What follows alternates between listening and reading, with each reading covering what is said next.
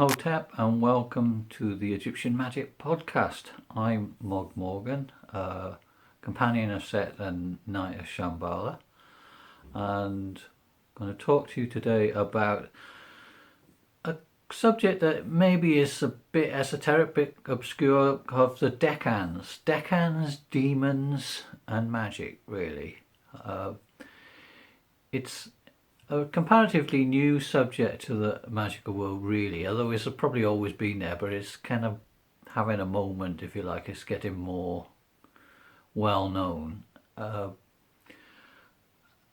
it's interesting as well because it connects us with very much with ancient Egypt. It's kind of like a secret bit of Egypt embedded in all sorts of other magical systems, because people don't realize that the decanal system originates in Egypt. It's their kind of innovation, if you like, a legacy, one of their many legacies to the modern world and to modern astronomy, astrology and magic.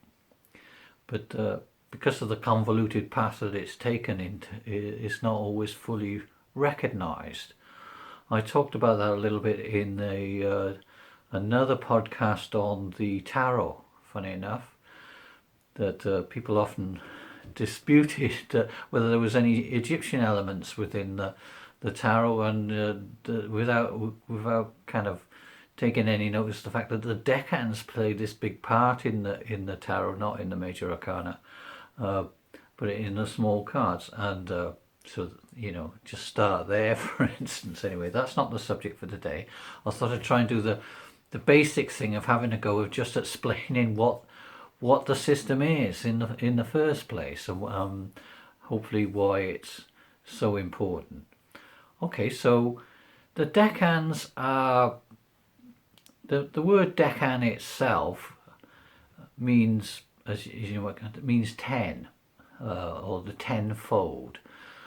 So this would take us back immediately to the Egyptians, whose working week, the working week was 10 days, not the more familiar 7 days that we kind of have in the West. So a 10-day period, 10-day week. This does survive in various kind of other ways, especially in astrology, but certainly they had a 10-day week, so they tended to measure things in terms of this 10-day week. So a whole year, so if you take 10 times 36, then you get 360, which is almost like a complete circle in some ways. But of course, as is well known, that won't quite match up with the 365-day year. It's very close enough that people are, in the past and now, speculate about whether once upon a time the actual year had 360 days, and that maybe some catastrophe or whatever kind of made the extra 5.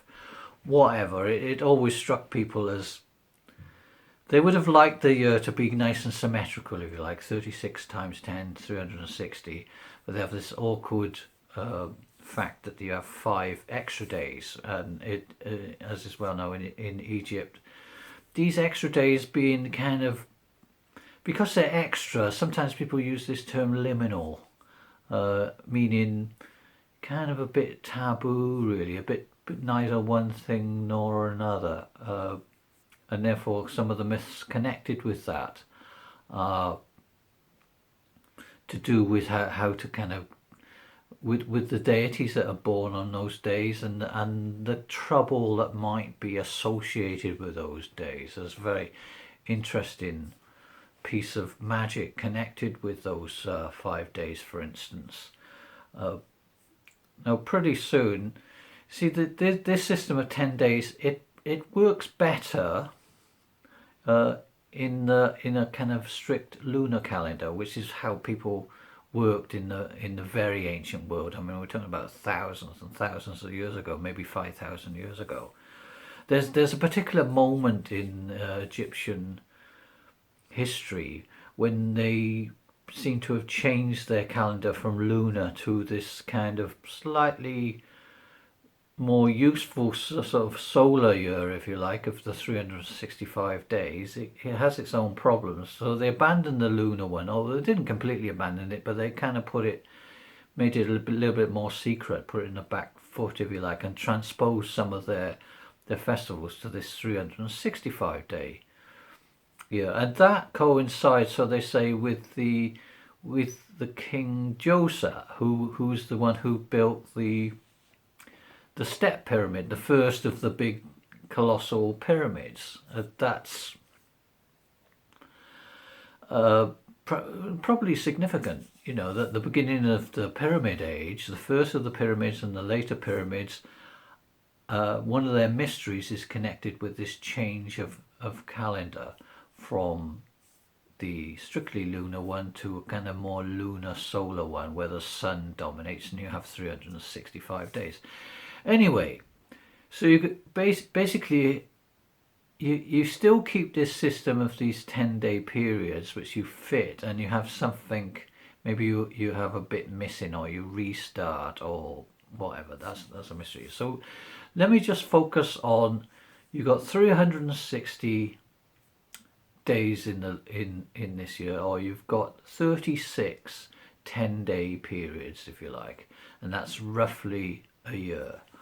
And if you're measuring time and you're very interested in the heavens and the stars and the different constellations, which the Egyptians obviously were, then measuring time, and measuring time at night as well, you know, that the passes of the hours, which is connected with this, you need some sort of system of stars, a sequence of stars that each one of once you've decided on these, they kind of appear and they mark out each of these 10-day periods. They rule it, if you like, or they rise at the beginning of it, and they kind of are visible.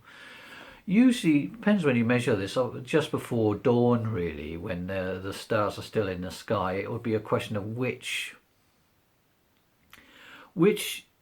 little constellation. It's actually one star you need, really, but to make it easier, often in ancient astrology people grouped it with two others, kind of make a little triangle, if you like. It's just easier to spot this in the sky. So you decide that over the course of a year which of the stars rule that particular moment, and they rise, and they kind of rule a particular 10-day period. Now that sounds like time management, if you like, but the Egyptians were doing this from very, very early period. As we said, the kind of lists, there are lists carved on the side temples and in manuscripts of this sequence of stars, of 36 entities. Call them entities, if you like. There are various lists. There are no lists that have survived. Most of the lists are what they call the New Kingdom. There are a few from, I think there's one very fragmentary coffin from the time before that, the intermediate time before that, and there's nothing from the Old Kingdom itself that has survived, that people have found. But even though nothing has survived in terms of images, it's usually assumed that this system of observation of the stars and this sequence of entities, of 36 entities, I should say, sooner or later people, anything that's a star, a little group of stars, it soon gets personified, or you notice that it becomes an entity. I mean, so the Egyptians looked upon this not just as a group of three stars. They looked at it as a particular entity, a supernatural entity, if you like. So they very quickly, probably right from the early times, got the idea that there were 36 entities, supernatural entities, that had this kind of procession, this sequence that passed throughout the year, changing. Each entity kind of rules for 10 days and then it kind of disappears and another one comes along. and they personified it. And I think it's fairly obvious that sooner or later the 36 entities, they take on a kind of demonic aspect. Strictly speaking, Egypt, it's not clear. It's not easy to kind of think of something as being a demon. They don't have a real word for it. It's that really distinguishes it. There are lots of different words that might work for this, and sometimes they just look like gods, one sort, maybe minor gods, or not that often quite major, who just playing this role of a demon, of doing something that's a kind of a little bit, from a human point of view at least, not such a good thing.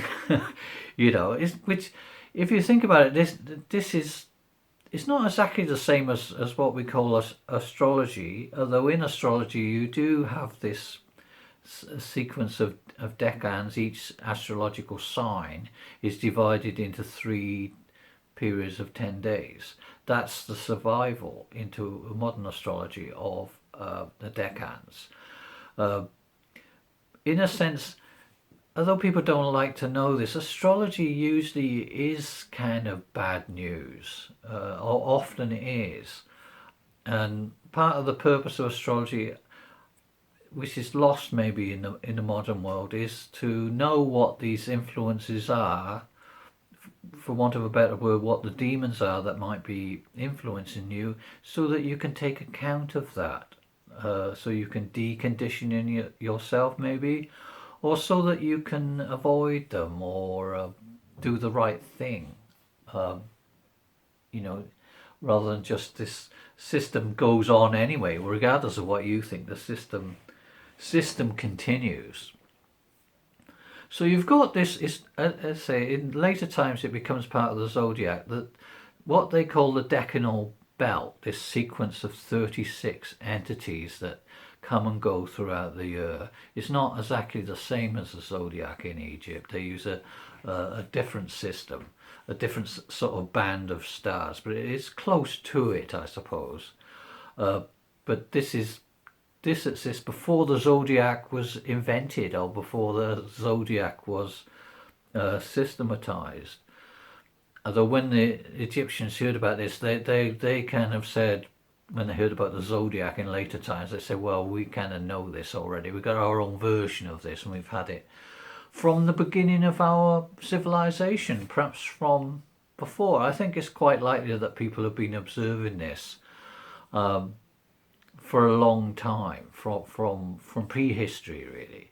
If you say the unification of Egypt, whenever that was, maybe 3,500 before the Common Era, or before the Christian era, that's when Egypt really gets going as a civilization, or unifies, and it's still quite primitive. You can see some of these things in museums from that period, but there was a whole period of development even before they got to that stage, which is sometimes called the pre-dynastic or the pre-formal, and you even have a period development from before that, from kind of prehistoric stuff, from stuff found in the desert and whatever. And what you can say in connection with the decans is, although that you won't find a decanal list, a list of these 36 entities,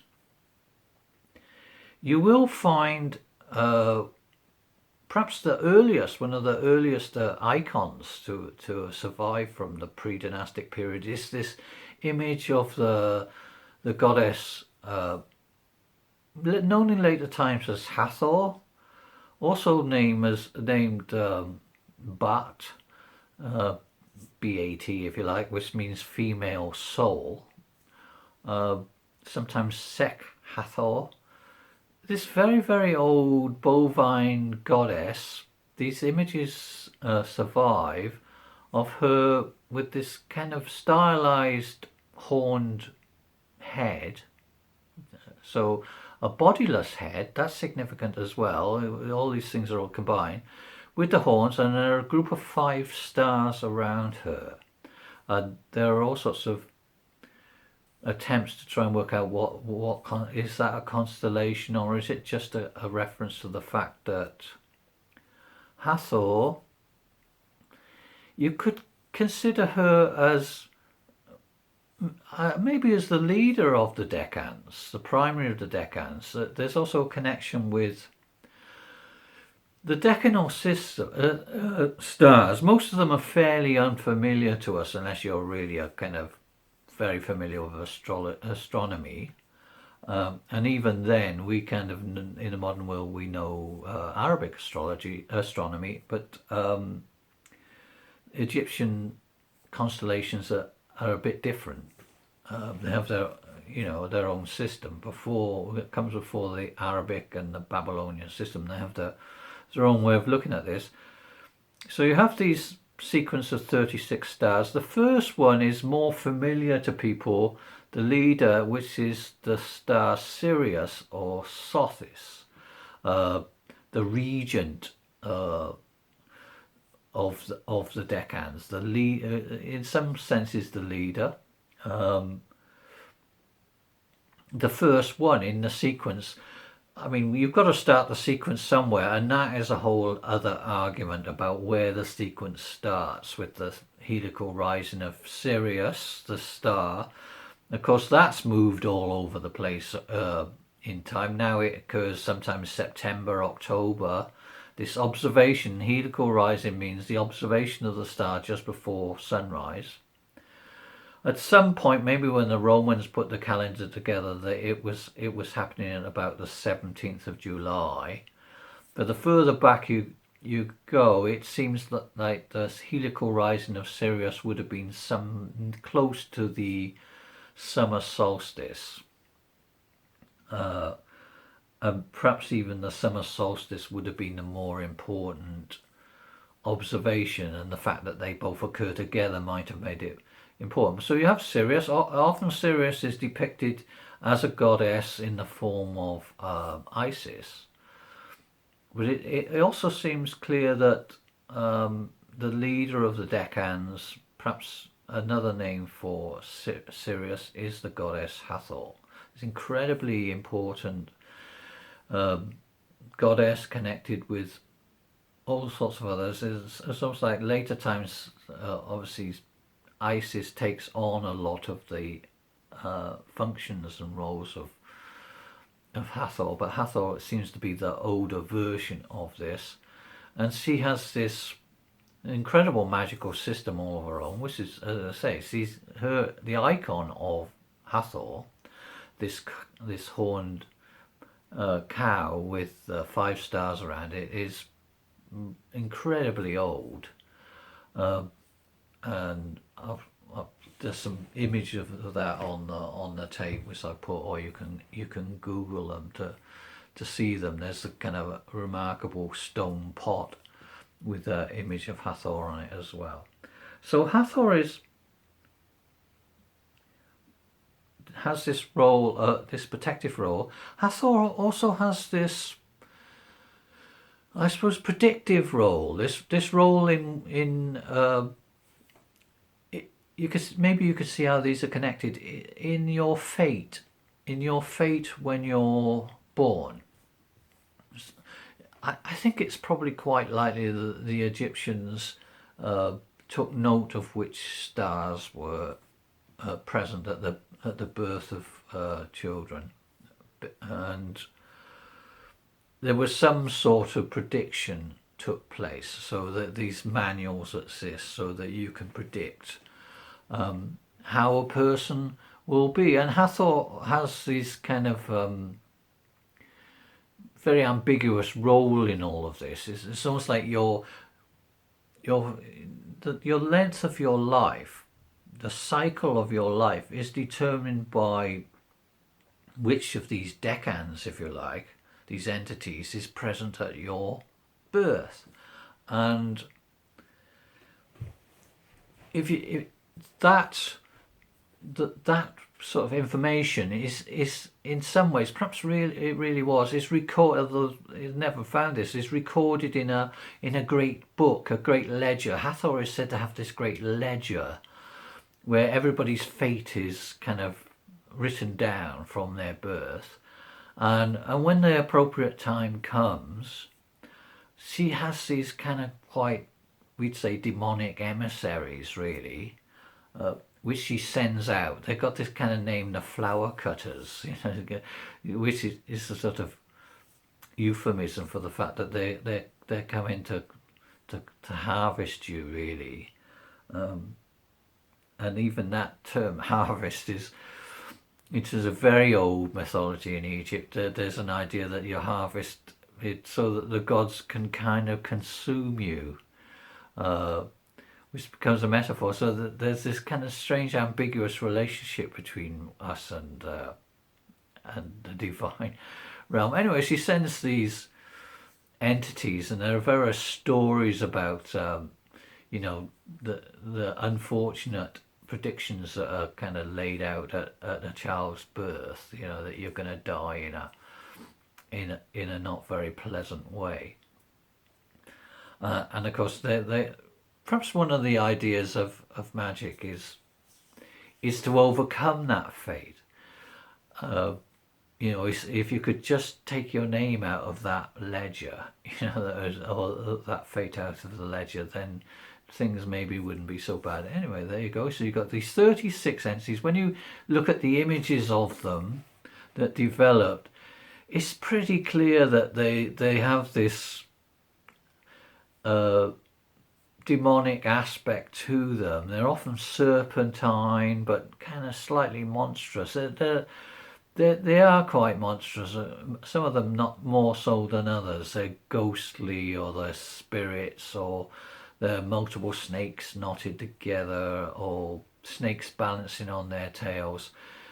You'll see the entire sequence is fairly demonic, and I think I'm probably one of the earliest people to have recognized the fact that this is a demonic system. Therefore, in the book that I often quote from, try to set out these mysteries, which has been difficult, which I've called the demonic calendar, because it sort of is a calendar where all the entities, the Advent calendar, but in this Advent calendar, the entities are quite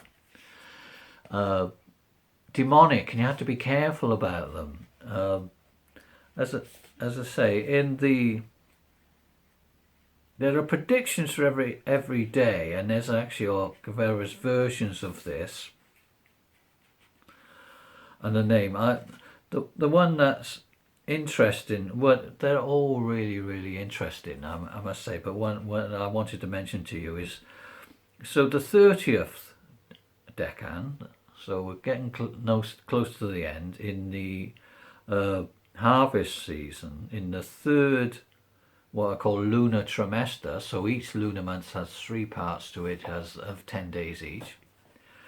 You have a demonic entity, or a kind of, if you like, a spooky entity, or maybe it's not, but it's a serpent with legs standing up, with arms and legs, but it's still a serpent, and it's holding 2 pots, special pots as well. They're kind of often used for offerings. They're called new pots, like from which we get the name for Nuit, the star goddess.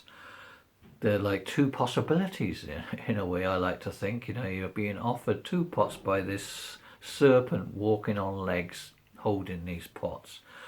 And funny enough, it's also called, the name of this entity, as far as we know, as I say, because some of the names are just like, might be just a reference to the way they observed these things, which is significant. I'll tell you about it. If you're looking at me now, right? If the night sky was behind me, you might be able to see. If I always sat in the same place, you might say, oh, well, there's a star that's on your right shoulder, there's a star that's on your left shoulder, or there's a star that's by your ear.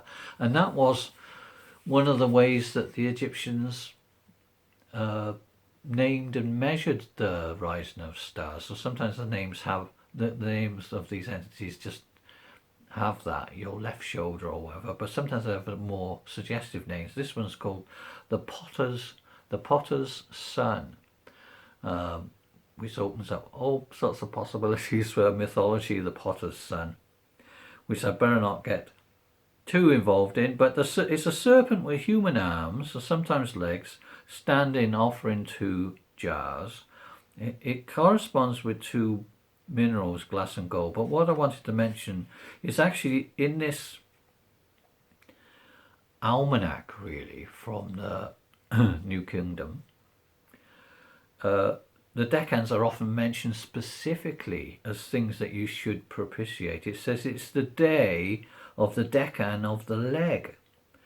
The children of Nut, i.e., is something to do with what these extra days, these 5 extra days, Nut and extra days on the year. And it says you've got to be careful on this day because you shouldn't go out until day has actually dawned. Yeah, don't go out at night.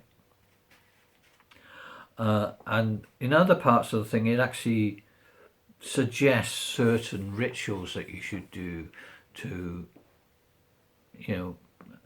placate the Decan. And in this book, I take, they've got a kind of quite an elaborate ritual at the end. You could use something like that, which gives you the words and the invocations that you might use to kind of ameliorate the problem of that particular Decan. It might be a particularly ill-omened one. As I say, it's got a very interesting reason why some of the Decans are more unpleasant than others. And even that has a certain astrological reasoning for it, which is incredibly surprising when you find out what it is. It's obviously they're observing these things very, very closely. So that's the Decans. The Decanal system, so this system of Decans from the Egyptians and the demons and all the rest, it doesn't go away. It doesn't go away. It gets passed on to various of the other cultures that come afterwards. It goes all over the place, really. In the book, I list a few of the different variations on the Decans. You can find them in the medieval world, in the work of a Jewish astronomer Ibn Ezra. You can find them in an Indian system, strangely enough, or maybe it's not so strange. They've got a system of the Decans and what they might mean. And when you look at the Indian system, it's much more clear that these things are kind of quite scary. As you say, you find them in the tarot, in things like the small cards, like 6, any card, not the ace. All the numbered cards from 2 to 10 are the decanal systems, and if you add that up, that's 9 times 4 suits, that's 36. This number recurs. You can find them in the Goetia, the Testament of Solomon, all sorts of things. This system, all the different links in the chain are not completely filled in yet. But it obviously becomes a part of Magick that people have realised that they even though it looks on the face of it a little bit complex, it's actually complex. Is important. It's important to take account of that. This is Egyptian magic in practice. And one thing that I wanted to mention, which I probably mentioned before, but it can do with mentioning lots and lots of times, is this remarkable object that's been pieced together from fragments. It's called the Noas or Nous of the Decades or Decades, which is the center of a temple, or which I'll show you the picture on the slide. So it's an object about the size of a wardrobe, I suppose. I don't know how big your wardrobes are, but you get the idea.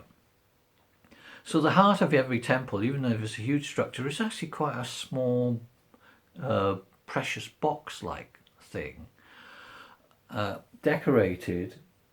Now this thing is a remarkable object. As I say, it was after the end of Egypt, the Coptic Christians apparently had smashed it to bits and thrown bits of it into the sea. And because we live in an age of underwater archaeology, they'd managed to fish bits of this out, or bits have been found, and some bits are in other museums. And eventually they stuck it all back together and realised that it's actually an authentic book, an authentic version of this Deccan, of this system of Decans. It refers to a particular moment of time, beginning of time, really, from the Egyptian perspective, and it seems to have been part of a set of at least two, perhaps four.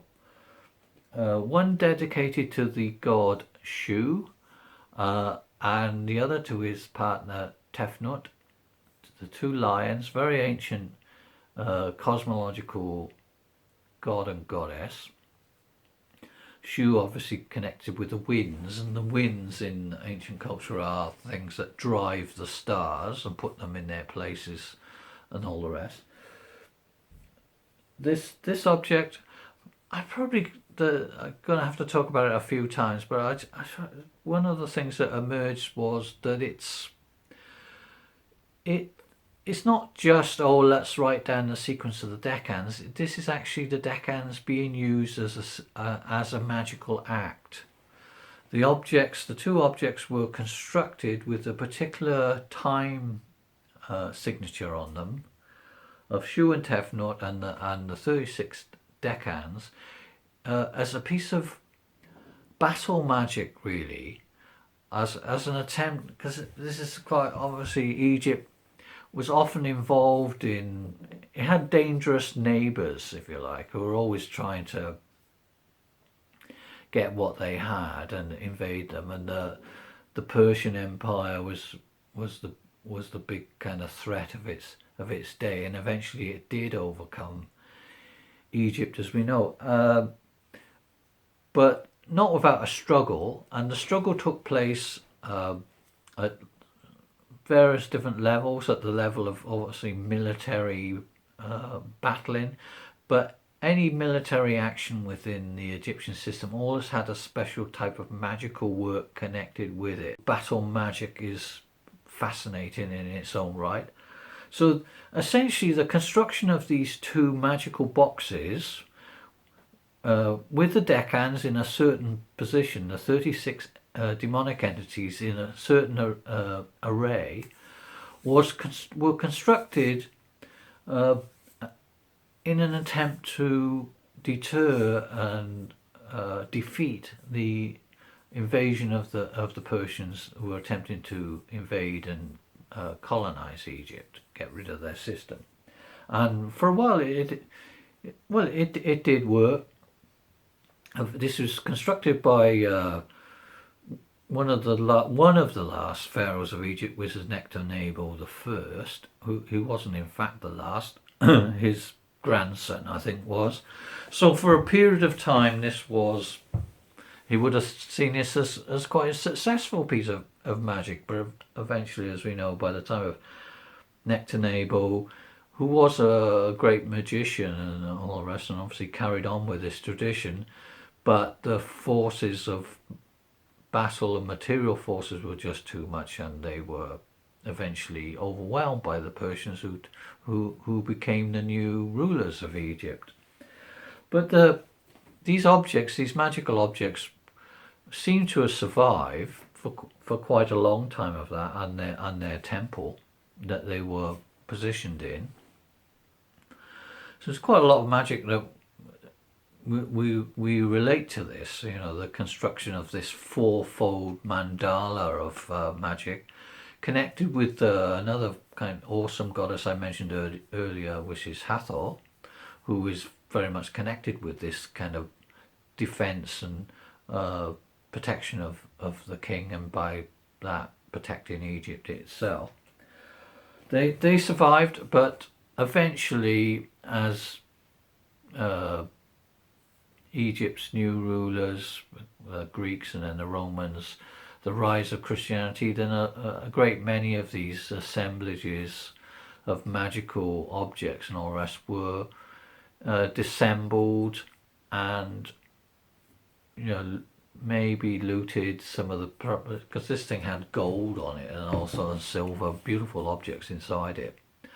A beautiful statue sat inside this little shrine, and the box itself, which had no further value to the early Christians, was apparently smashed, and some bits of it were made into bits of a wall. I think there's a piece in a wall in a house in Alexandria which has now disappeared, so that section. So by careful detective work, these fragments from all over the world were eventually reassembled quite recently, and they were able to learn a lot more about the science of the Decans, these 36 entities, and also about the very early cosmology and history of Egypt. The story of Egypt, even before the more famous gods, is sort of recorded there, because the Decans, as we say, it goes back, it's one of Egypt's oldest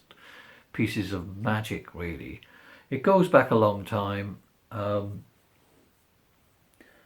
and the proof of that is almost like it's resetting it. It's invoking or evoking the kind of mysteries of the first time of Egypt, really, the very old sort of magic of Egypt. It's bringing that to life successfully, as I say, for a while, but in the end, nothing could stop it. So that's a little bit about the Decans. I think at some future point I'll go into a little bit more detail about what's in this object, because for a small object it's surprisingly rich in material. It does have this material about Hathor, or Sekhathor, and her role as the leader of the Decans. So all in all, the mystery of the Decans brings together a lot of different basic skills within magic. I should say that sometimes the leader of the Decans is said to be the god Set as well, who also, because of he's there in the centre of the universe, revolving around the fixed point, that could be said to be leading the decanal belt as well. So there's always this interplay, relationship between Hathor and Set. They say either they take each other's roles, or there's some sort of weird counterpart between them. They're like incongruent counterparts in some ways, perhaps even a failed relationship, who knows. But there's always a relationship between the two. They're usually battling each other in some way, like a kind of relationship which is a little bit rowdy originally. So the leader of the Decans can also be Set, but in the Nous of the Decans, this object, this magical object we've been discussing, it's Hathor who plays the more central role, and of course the cosmology of Shu and Tefnut. Anyway, that's the first start, so think about them. You can calculate your own particular Decan if you like. There's information of how to do that in the book, and I often post sections about what the prognosis is for this particular 10-day period. But whatever way you look at it, now you know it. Look out for it in your magic. Think about it, and there are more discoveries to come. Anyway, thank you for listening, and speak to you next time. Stenebti.